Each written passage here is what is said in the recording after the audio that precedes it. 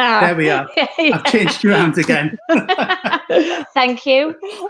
You're welcome. You're welcome. I'd rather be the bit of bread. Not the filling in the sandwich. Sorry. Not the filling in the sandwich. Good afternoon, everybody. Good afternoon. Thank you so much for joining us. As you can see, there's myself, Sarah, and the lovely Rosie Spirit that we had at Pastures Green as our medium last week. And we thought, because Rosie was so interesting and so funny and so lovely, we would ask if she would like to do a chat with us. Absolutely. So welcome, Rosie. Are you okay? Welcome, Rosie. Can you hear us? I thought she went responding to you saying, hello. Is there a camera on? Can you hear us? Don't think she can. I don't think she can. Can she see us? I don't think so. I don't know. No. What can? Hi. I don't think she can see us. No. I'll just. I can't message her because she'll be on. I'll just put we are. Excuse me if I go off screen. Live. Hopefully she'll see that. Oh, there we go. Perhaps she's seen it. There we go. Hi. Oh dear. Oh dear. That's not a good start, is it? I knew the spirits were going to be cheeky this afternoon. I know. Can you hear us?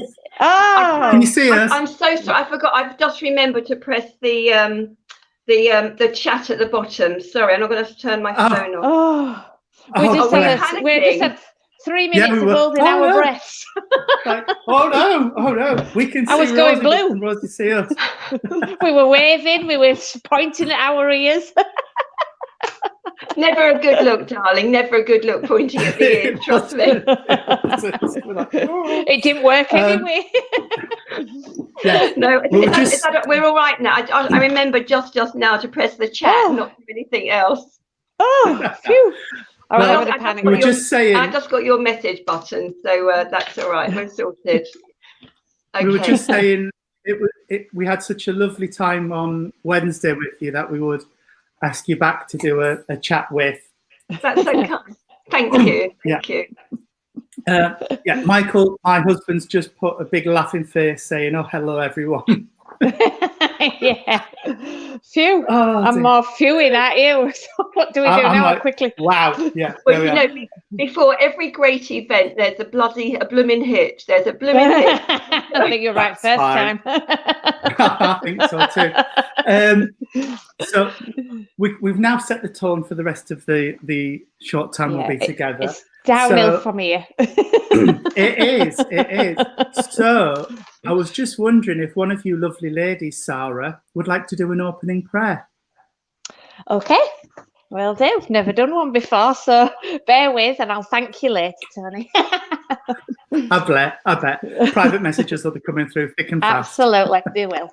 Try not to look shocked. Everybody like to put their hands together, please. Dear Lord, please grant us a lovely afternoon with our lovely friends and our guest, Rosie. Keep us all safe. Keep everybody in your thoughts in this crazy world we're in at the moment. Send everybody that needs it healing in the animal kingdoms and in the world. And keep us all safe, Lord. Thank you. Amen. Amen. Sorry, short but sweet. Thank you. It was off the top of my hat. Sorry. I'm not going anywhere except to get a tissue. It's so hot. I didn't realise. I thought I'd upset her then. It wasn't that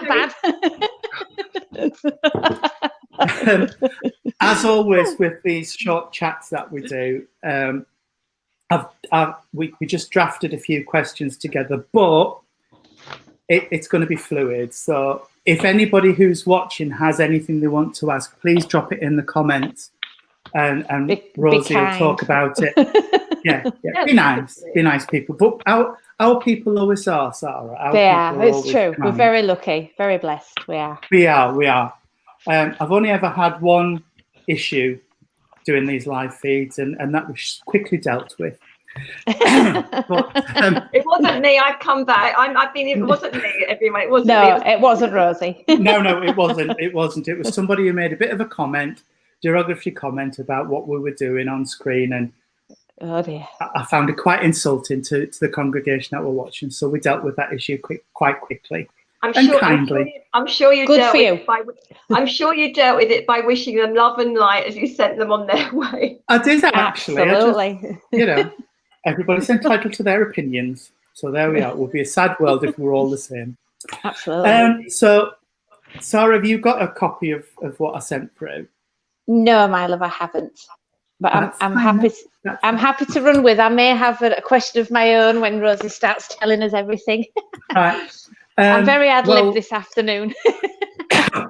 It's the best way to be. It's the best way to be. And yes, Michael, you do just heckle in the background, love. Yes. Thanks, Michael. We love you too.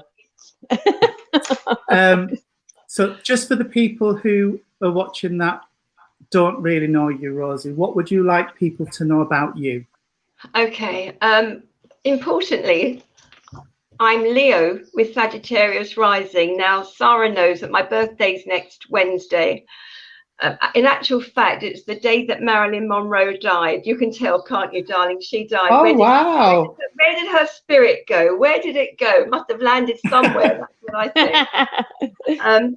I'm very people view me as Marmite. So you either like me or you don't. And I've spent enough years of trying to be nice. When I was younger, I was very insecure, and I was aggressive. I don't deny that at all. But now you have to realise that I have a big heart. Now the other thing is, my dad is from Yorkshire, from Leeds, in fact, and my late mum was from Whitechapel. So I'm very straight talking, and my oldest friends will say, "Why don't you realise what you're saying? How can you say that?" I said, "What have I said? How can you not know what you've said?"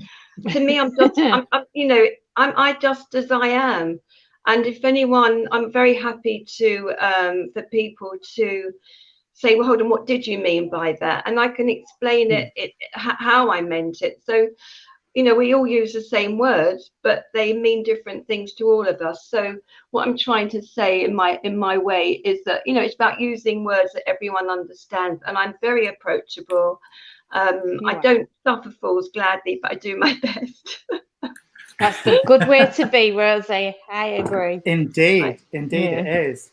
Yeah. Are you going to ask me the questions, Tony, in the order, or what? How do we do this? Yeah, we can just go down as they are. But like I say, it's a very fluid thing. So as topics arise, we'll just pick up on things and expand on them. So it's led by you. You can be as honest as you want to be, or not.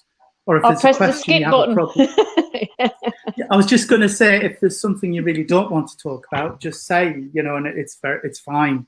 It really is. You know what? They were some of the questions I had anticipated. I'm not saying that tone is predictable, but no. but a lot of them actually, a lot of them actually made me think, and they did take me by surprise, because it's elements that I wouldn't have thought of necessarily. So it was good. I for everyone out there in Bridlington, in Pastures Green, television land. One of the questions that I've actually spoken to Sarah and Tony about already is about what were my school days like, and they were awful. Story a little bit short. I'm an East End girl. I'm a Whitechapel girl. We were very poor, and my dad he had a market stall in Swindon in Wiltshire, so it's a heck of a drive. And he went through this village where they were building houses, and he bought a house. And it was called Datchet, near to Eton, Windsor, Slough. I went to a school in Eton, my junior school. And there's a funny story about that, I'll tell you in a minute. And but I'm Jewish, so we were the only Jews in the village. I've also got a colouring that I pick up the sun quickly. My hair was sort of frizzy. There were no serums. There was no John Frieda or whoever in those days. I don't even think. Dear me. I know. It's painful. So I was very much the odd one out. I was very, very thin. I think I was gangly. I think so. And there was a horrible time in the playground where Miss Fanny Wilson said, "Here she comes. She wants to see if she can play." Well, you can't. And that instilled in me a sort of fear. I hate even now asking, "Can I join you? What are you up to?" In case they say no, you can't. Look, people are allowed to say you can't, you're not allowed to, and absolutely. But you know, we hold our past quite. It's very formative of our.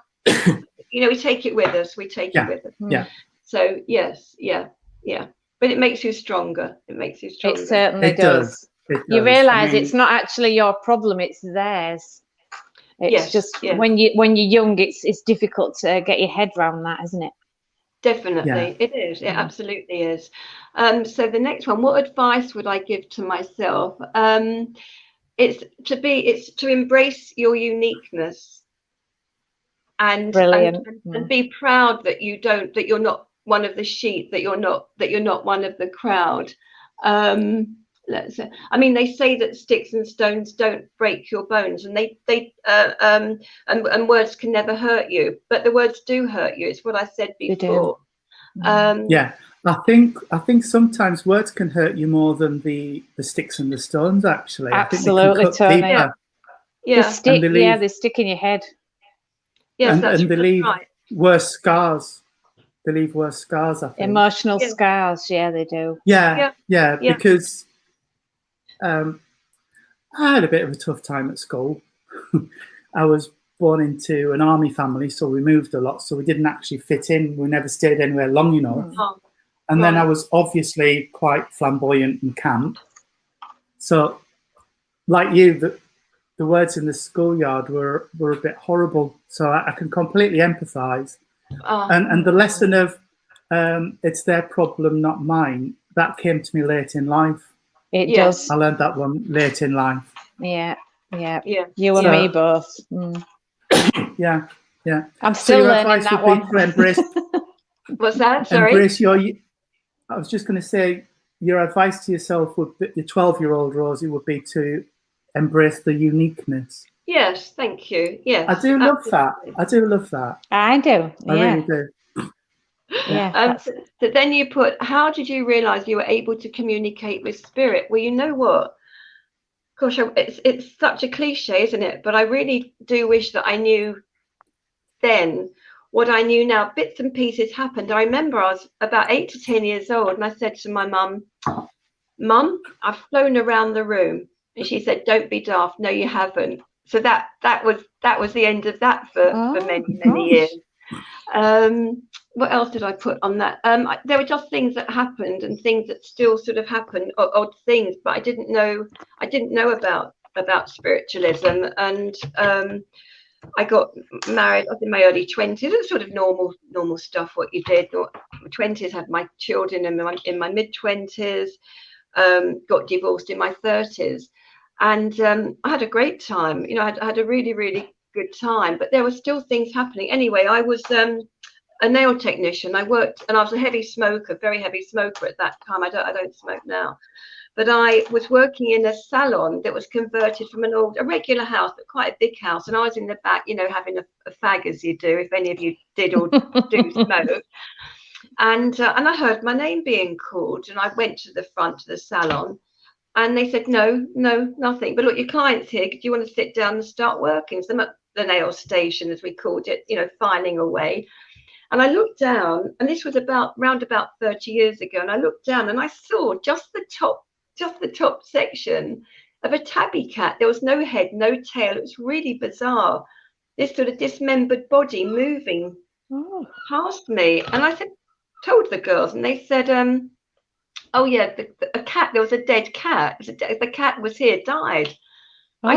I didn't think anything of it. I just didn't have a clue. But I had a friend staying with me, a boyfriend, and when I was on holiday, he looked after my house, and he said, "Your music centre's turning itself on and off, the dial.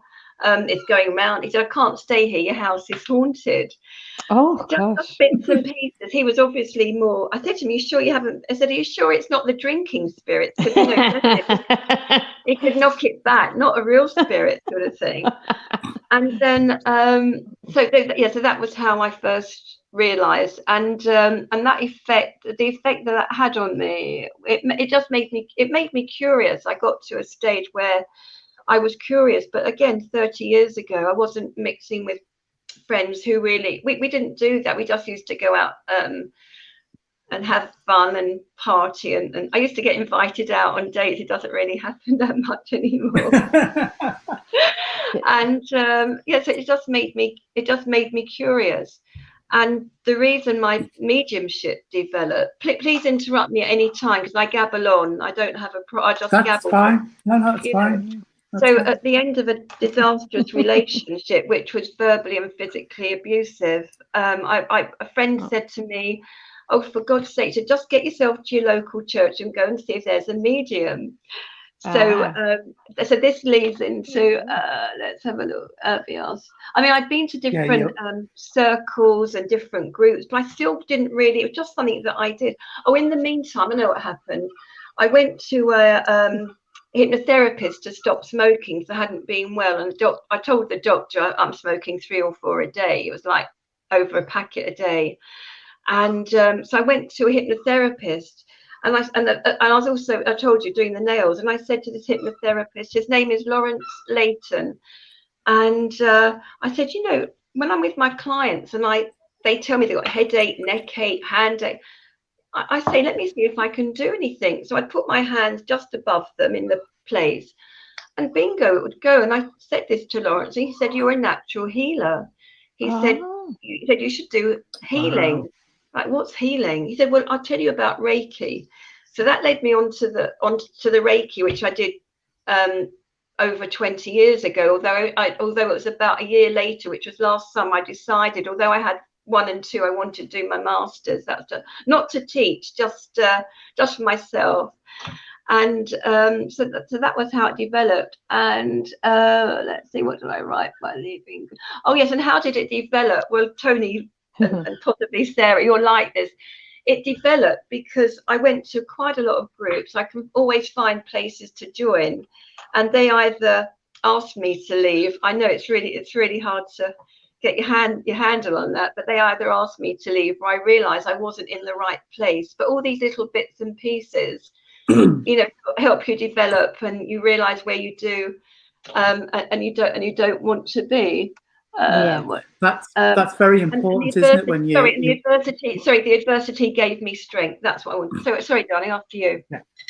No. I was just going to say that I found that you tend to move around a lot of things. I mean, I went to Church of England churches, Methodist churches, and different spiritualist churches till you find one that seems to click. And that I'm still looking because I can't find a church I want to join. It's a good job you're in between us, Rosie. Oh no, it's the wrong way, the wrong hand. Your live screen is that way, but on this screen is that way.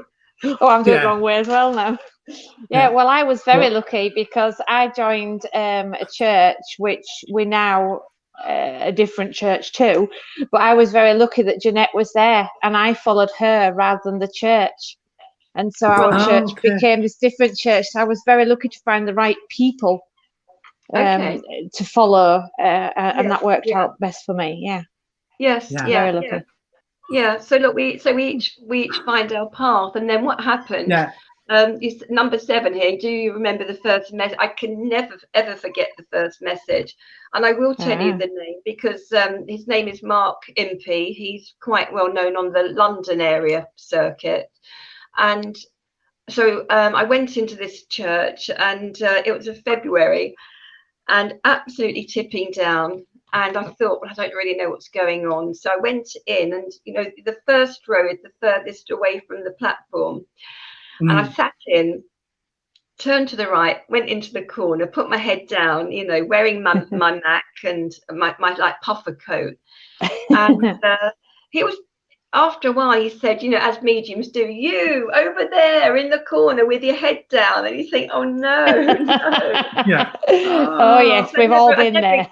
Yeah, I'd never ever experienced it. And he was brilliant. He was brilliant. And the one thing that got me in, he said to me, there have been harsh words said against you for which there will be karmic retribution. Oh man, he had me hooked. I like a bit of karmic retribution. I know it's probably not spiritual, but we're human, and we're allowed to have enough. So that was really the start of it. Yes. Yeah. How about you two? I do love a bit of karma. Oh yeah, I think everybody does. My first message actually was from my great grandmother, my maternal grandmother. Okay. And I got a telling off. It was Jean that I work with now. She was the president of the SNU Spiritualist Church I was in. Okay. And she described my maternal grandmother. I mean, I was only about 2 or 3 when she passed to spirit. And she's prodding you in the back and telling you that they've been trying for years to get you to get up and to work, but you've ignored them, and this is your last chance. If you don't do it now, they're going to call it a day because they've tried and tried and tried. So that was my first message, was a telling off from my paternal grandmother, which was really nice. Nothing nice and fluffy and nice and warm. It was just, No. There you go. Well, it was my first experience of a spirit. Sorry, go on. No. I was just going to say. Sarah, after you. I was just going to say, my first experience of a spirit, we used to live in a house when I was 6 years old that had an attic. They have an attic and a cellar. And I never liked going down in the cellar. I always felt there was a bit, if you walked behind this wall, there'd be somebody there. You always got that feeling. So I used to play in the attic. I used to play in the attic a lot with my little friends, and a little boy I think he was called Daniel. And so I was only 6 at the time, and I used to go and get lunch and that, take it back up for everybody, and then I came home one day from school, and the attic door was bolted, locked, and we weren't allowed in anymore. And I didn't realise till later on in life that actually there weren't any friends in the attic. Whoever I was playing with were not friends that had called at the door, and so I think my mum and dad must have freaked out a little bit. And said you're not allowed up there no more. Yeah, they must have thought I was going a bit nuts, talking to myself and getting sandwiches for everyone. I think the worst thing was I was like a twig, so they knew I weren't eating them all myself, Bless you. Oh dear. Anyway, did you not say to them, Mum or Dad, why can't I go back? You never quite asked why.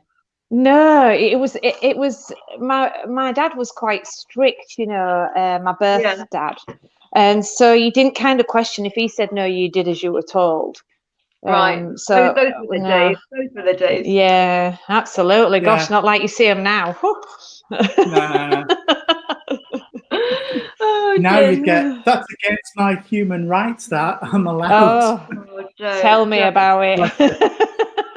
So that sort of leads on to, why do you think just now so many people are reaching out to spirit workers?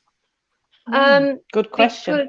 It really was, because there are a lot of people who we haven't reached, so understand that, but the ones who are in this world, they believe that, or they know that they can believe spirit or the communicator more than they can believe physical people who they can see. I mean, I will always trust spirit. I know now that if I get messages or I sense things and whatever, that's the truth. And I can't always, I'm still not brilliant at always judging the person or people in front of me. And also for a lot of us, my mum's parents passed before she had even met and married my dad, but I know that my grandma's around me a lot, and so it's a way, it's sort of comforting as well. I think people do have that comfort element, that you can connect, or you can have messages or talk to people who you can't see or who you didn't effectively know, and you know that they're going to be on your side. That's why I think it's why people reach out. Yeah, I think so. I think so. Yeah. And I think what shocked me since this lockdown, the number of people that view the work that happens online. We can get hundreds and hundreds of views, over 1,000 sometimes, people watching what we're doing online. So there is a need out in the community for the comfort and the truth of spirit, which I think is amazing. A lot of lovely comments coming on. Nicola Briggs says spiritualism has changed her life forever, which is nice. Wonderful. It does. It is. And Sarah Stirrup says, I love working with spirit. She's 3 years in and wish she'd done it a lot sooner. Sarah, it always happens when it needs to happen. One of the things that I always get strongly from spirit when I'm working platforms and like this is spirit will always give you what you need, not necessarily what you want. So can I interrupt? Should I be pressing the comments thing at the top? I've gone private chat. Should I press comment? Oh yes. Not the private one, the other side. Oh God! I thought we were alone. I didn't realise. No. You're never alone. Sarah, Michael wants to know: did your spirits have a gluten intolerance? I think they had a sandwich intolerance. I say someone's following me around, aren't they? Yeah. Oh wow!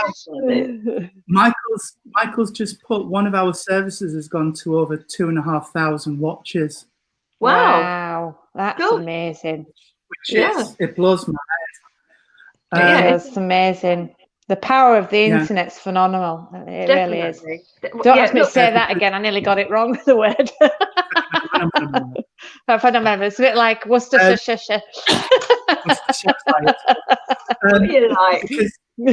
Sarah, Jeanette and I and Michael have been talking about when we actually get back to a physical church, we'll still do something with an online presence because we've reached so many people who can't get to physical churches or have issues where they feel anxious being outside and things. So it's incredible, which then again leads nicely to question 9, which is how relevant do you feel spiritualism is in the 21st century?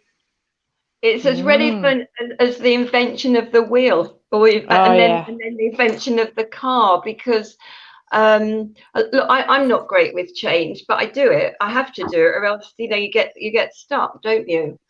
So for exactly what you've just said, Tony, some people for different reasons that they can't get to a church. It's not necessarily to do with health reasons, but they may live in a very isolated area which doesn't have the facility, and you know, a lot of countries actually don't believe in spirit, so we can reach a lot of overseas areas as well, which we don't always realize.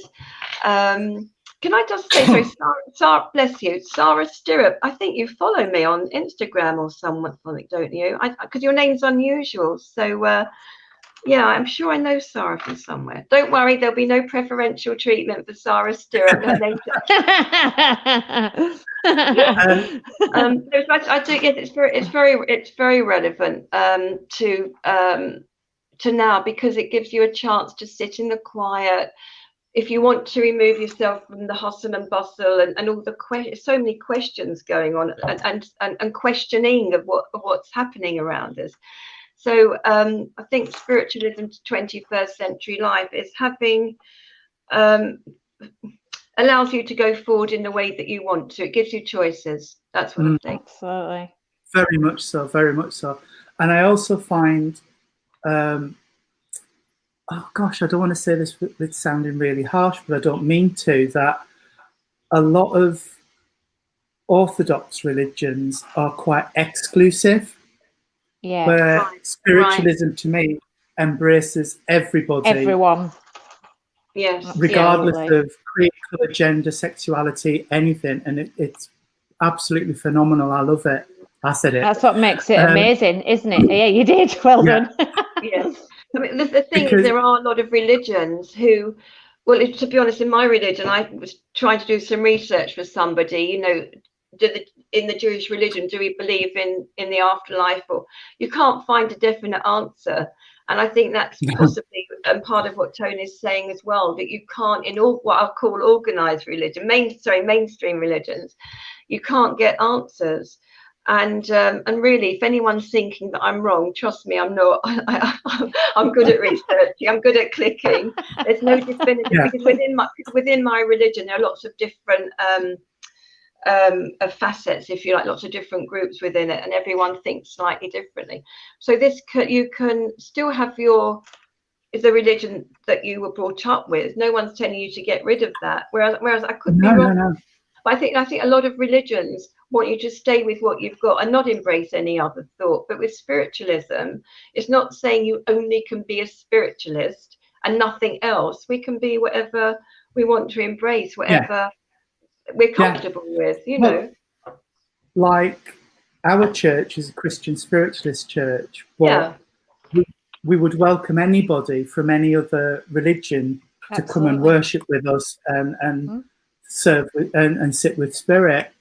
But I do know other facets do say you must give up all other religions to be part of their spiritualist society.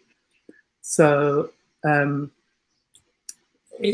letting go of some who you are, though, isn't it? You know, that's letting go of who you are, and we're accepting of everyone, and however you are, we're accepting of everyone, and I think that's why it's so popular, because you join, like for us, people come to our church and they never leave us, and they bring more friends, and they say, because we're so nice, and it's like having an extended family. They'll come to church on their own, knowing that they know a lot of people there and that they're safe around those people, because there's no nastiness, you know, there's no bitchiness this world does have, I'm afraid. We don't have any of that in our church. We just all like to welcome everyone. Yeah, there's no clickiness, is there? No. You don't have a group sitting over there who won't talk to a group sitting over here. No. And I just think, somebody's just saying amen to that. Yeah. It's interesting you say that, because the next question, it said, what are the advantages and disadvantages of services online? And I put that, funnily enough, similar to you two, that they're enclosed, that they are inclusive, but there are some groups that do have a cliquiness about them. Although I think it's more when the services are actual rather than virtual. There are, I know that there is a sort of a north-south divide with that. Definitely south of the Watford Gap, there's a lot of control about who can go on your platform and you can't, and we've got to see you work. I mean, you know, I don't know, Sarah's not sure how you found, but we're all pleased, I hope, that you did. But in London, you know, but in London, really, you can't work unless we've seen you. Well, I live 20 feet. Oh yeah. Gosh. There's a few churches around here like that. They will only book a medium that somebody in their church has seen work. Really? And for me, that's craziness, because you just, you're not embracing everyone, are you? Exactly. And I say to them, look, what is the worst thing? The worst thing that can happen is, don't ask me back, but at least give me the opportunity. Yeah. You know? So Jeanette just said anybody can come on our platform, which is great. They can, Jeanette. There's also that thing of some societies say, oh, gentlemen must have a shirt and tie, and ladies must have their shoulders covered, and there are certain things you can't say on a platform. And that's SNU more, though, isn't it, Tony? Isn't that more SNU? Tends to be, yeah. Yes, I mean, that's why I said to you before the show, am I all right like this? Because everyone out there, I am wearing a dress. It's a strappy dress, and it's really, really hot here. It's like about 35 degrees at the moment. It's absolutely melting. So, yeah, it is. You know, But in SNU, I mean, I think SNU, you know, I was talking actually to a friend yesterday. You can go in and it's boiling, and the gentlemen wear a shirt and tie and a jacket, and they have to ask permission. Can I take my jacket off? If it's SNU, can I loosen my tie? I hate it. I understand that there are rules sometimes that you have to. I get it, but as long as you're not being disrespectful and got a t-shirt up to your belly button, I can't see the problem. Anyhow. That's very much how we are, isn't it, Sarah? Absolutely, we very are. Much how we are. In fact, to be honest, that brings a lot of different characters, and we love the different characters. Thank God. Oh, gosh, yeah. We are the different characters. Let me tell you, Rosie. We are. We're all following our great leader, Jeanette, and she's definitely a character, aren't you, Jeanette? Yes. Yes. I can see him. Yeah, I can see her nodding. I like Michael's. God creates as you are. Oh, yeah. He didn't.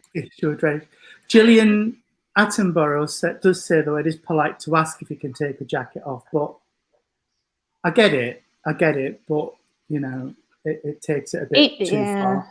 If that's not for you, then you don't join that circuit, do you? You know, if that's not for you. No, exactly.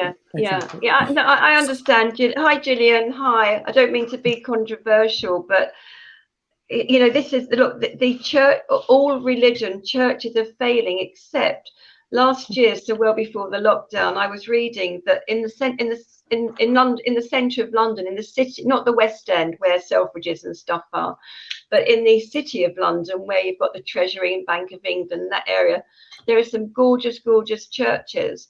And a lot of people, they're changing their opening times, interestingly. So a lot of office workers can go to, not necessarily to sit, have quiet time to pray, whatever. I don't believe I'm not sure that they've got services now, but this is nearly a year later. So it would have to be checked. And they're trying to be accommodating for different age groups and stuff.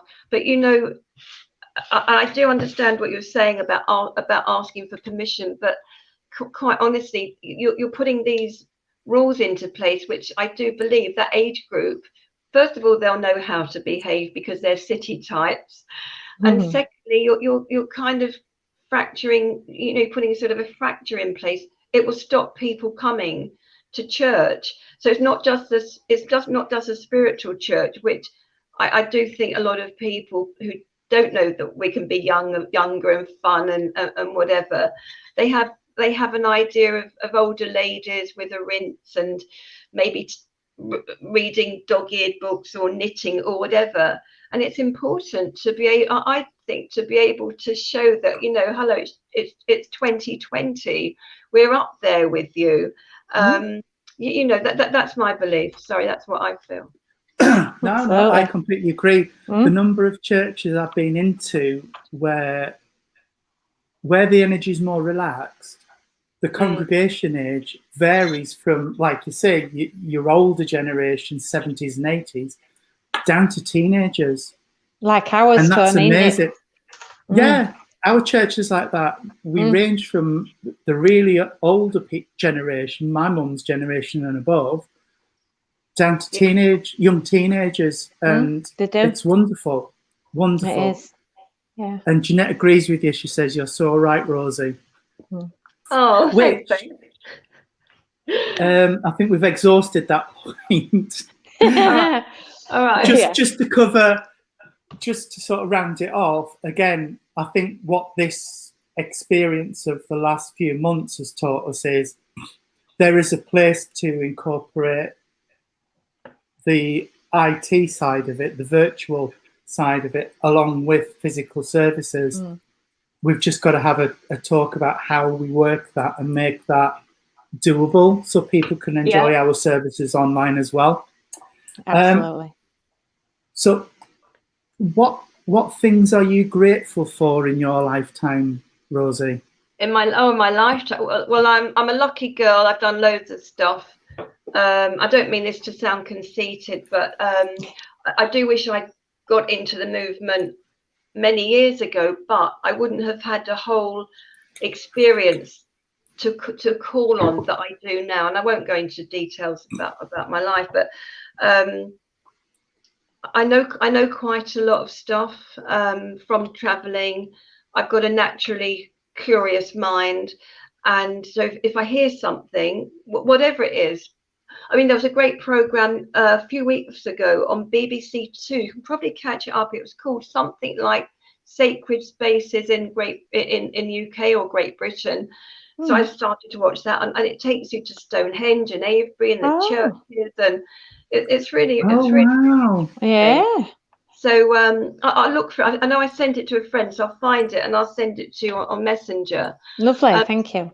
Yeah, that's all right. So I'm grateful for the experience that I've had, that it's given me a lot of knowledge. So as a medium, I'll know stuff. We've had the full circle skirt conversation. We don't need to do that again. I understand about passion. I understand. I just sort of know a lot. And as I said, I'd like to have come in younger, but then I wouldn't have had the life experiences necessarily that I've got now to draw on.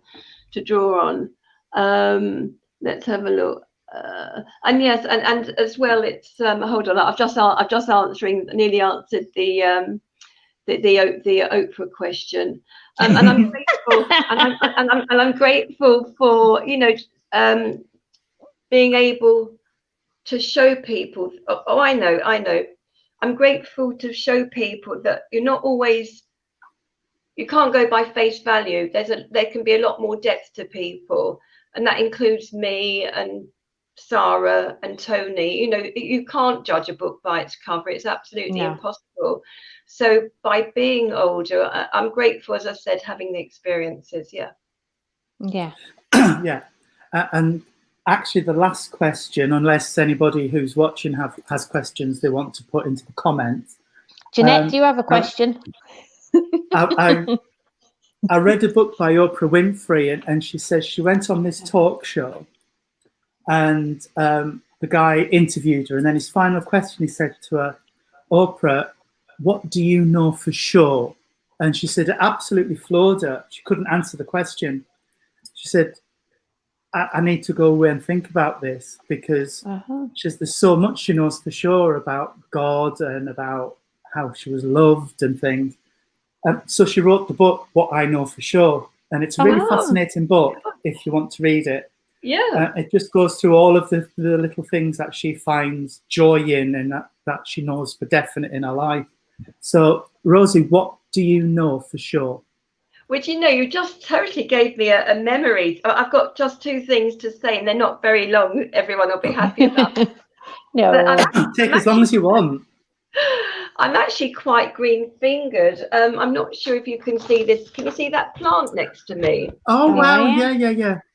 So I found it. Someone had just sort of dumped it in a garden. Whoops, they dumped it in a garden. And I brought it home about 3 or 4 years ago. And it's doing really, really well. And I'm growing tomatoes. A friend gave me seedling. So I know that, and also my parents always used to try to get us to help out in the gardening, and I hated blooming roses, and I haven't got, although it's my name, or my middle name, in fact, I don't have any roses. It's too many memories when I was a kid. So what do I know for sure? I know for sure that I'm in the right place at the right time. But the other thing, I'm going all cold now when I say this, is that there's no right way and there's no wrong way, but there are different ways. That's my answer. I like that. Yes, I like that. I do. I really do like that. Thank you. That's brilliant. I'm going to use that next week at work. Yeah. Don't let Oprah know, she might get copyright. Don't ask her. Oh, true. But I do like that, because there are, like I said at the beginning, it would be such a boring world if we were all sheep dipped and we all looked identical and we all behaved identically. So yeah, I do like that. There's no right way, there's no wrong way. There's just different ways. Yeah. Oh, Jeanette says you've got to come to the church. The church has an allotment. Okay. We grow things and have chickens and things.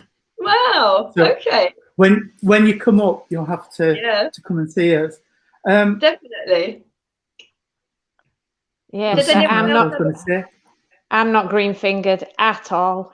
And No, anybody who no. buys me a plant, I kind of go, thank you very much, and then look at it and think, I'll give you 2 months.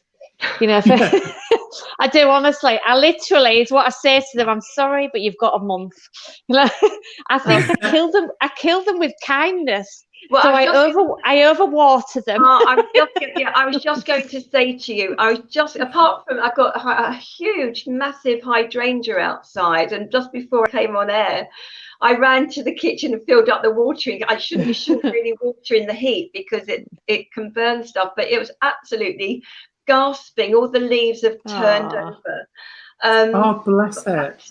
Yeah, but you don't. So the plant that I just showed you, I hardly water. Apart from the ones outside, a lot of them are in the pot.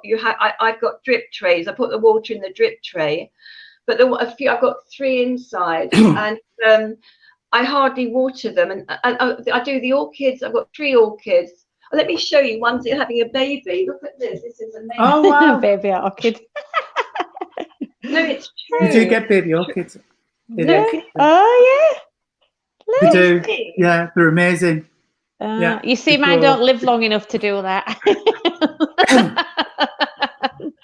Well, I've read up about it. When it gets bigger, I've got to sort of let it grow longer and bigger. Then you put a pot with orchid chip things in it, and you sort of train it to grow into that pot. And you don't cut literally the cord until the other one has taken root, and it's a naughty toddler. Then you can cut the cord. You see. Yeah, I collect orchids. I've got 4 at the minute. The beautiful. Oh right, okay. The beautiful plants. Yeah, and you're right. You barely have to water them. Yeah, well, I hardly water anything. Just give them a good feed every now and again. They love it. Yeah, what I do once a week, I put them under the tap and I put the pot on my hand, run the water in it, and then I let them drain for about 3 hours. But you can also put 2 however big the orchid is, 2 ice cubes once a week, and it does the job apparently. Yeah. Oh, I told you I look up all sorts of stuff. I know lots about nothing. Does anyone else have? Would you like to? I don't know. Has it frozen? I don't know. No, I haven't seen anything. Oh, Jeanette says I've got a baby orchid too. It's got roots on it now. Oh, okay. Well, that's what you do. If it's attached to the mother plant, just wait till it's bigger and it can grow, and then you sort of gently bend it and put it in a plastic pot with the orchid chips or bark chips or whatever, and then when it, look, you know what, you can look most things up on YouTube. Brilliant. Yeah, we have a friend who's got a massive greenhouse, and he has a huge collection of orchids. Oh wow. So yeah, he's amazing, absolutely amazing. Sure. And he has some that he's got a sheet of bark and he just wires them to the bark. Really? They grow quite happily on this bark as well. Yeah. Wow. Well, interesting.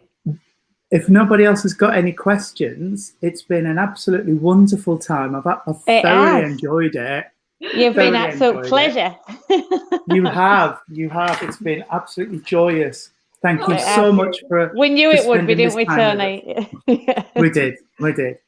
Thank you, Rosie. Thank you both. And I'm sure, on behalf of everybody who's watched, it's been fascinating. It really has a bit of an insight. And from Pastures Green, it's been an absolute joy. Thank you so much. Yeah, and we can't wait to see you again in the future. Absolutely. Would you like to just give us a closing prayer, please, or Rosie? Yeah, I was going to say orchids then. I was going to say they're clever ones. I haven't had one of them. Yeah. They'd probably tell me off for overwatering them. Yeah. Sorry about that. Do behave, young man. Do behave. There's someone there. Brilliant. Thank you for your time. Oh, thank you. No, pleasure. All right. So, thank you, everyone. If you can please close your eyes. Oh, I'm feeling a lovely breath of contentment, which I hope is from all of you towards each other and to the planet. So thank you so much for joining with all of our spirit guides and angel guides and family around us. And I send love to everyone, all around Mother Earth, every aspect of nature, land and sea, from the plants to the small bumblebee, everything that makes the world work. Let's put all of the thoughts in our minds and send them to the world, and know that they will meet other people's thoughts and well wishes for our planet. And let's hope for the best possible way forward that we can have, and make everything harmonious again. Thank you. Amen. Amen. Well, thank you so much again. Yes, it's been thank absolutely you. Joyous, and we hope to see you real soon. We have got Rosie God bless. booked in September, Tony. We've got her booked in online. Fabulous. So look out for that, everyone. God bless everybody. Thank you. Thanks, God bless. Rosie. Bye-bye. Bye.